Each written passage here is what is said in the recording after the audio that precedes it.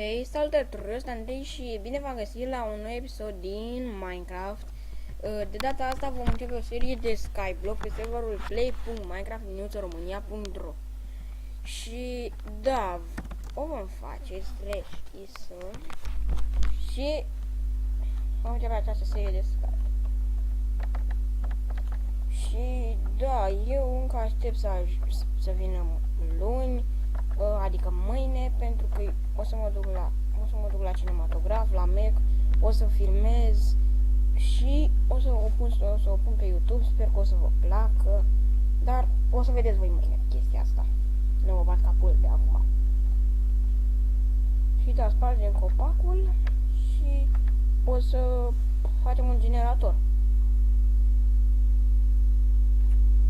Eu n-am jucat Skyblock de foarte mult timp și sper să mai știu cum să fac un generator. Bun, le sparg aici.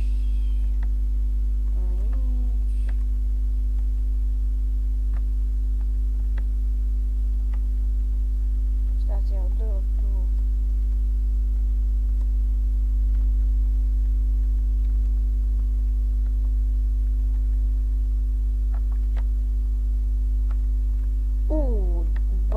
Gata.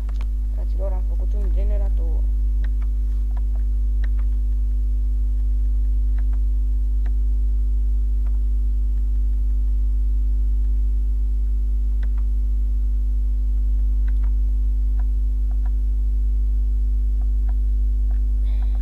Și da, am văzut că mi-a comentat cineva în clipul al doilea episod din Survival cu Alex.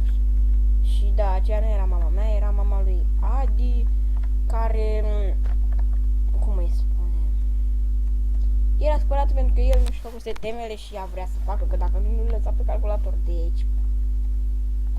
Da, cam cred că o să înțelegeți.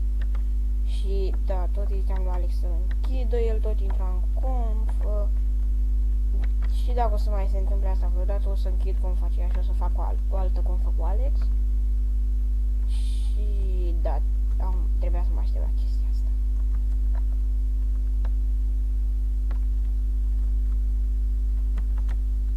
În primul rând o să fac 3 bucățele.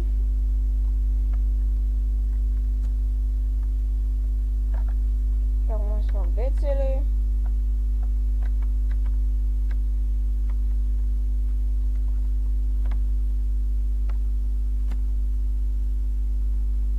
Să pun chestul.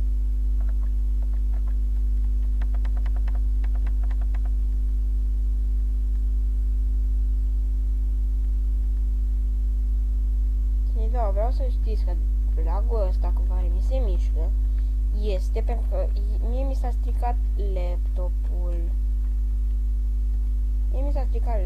Și trebuie să-l duc la reparat.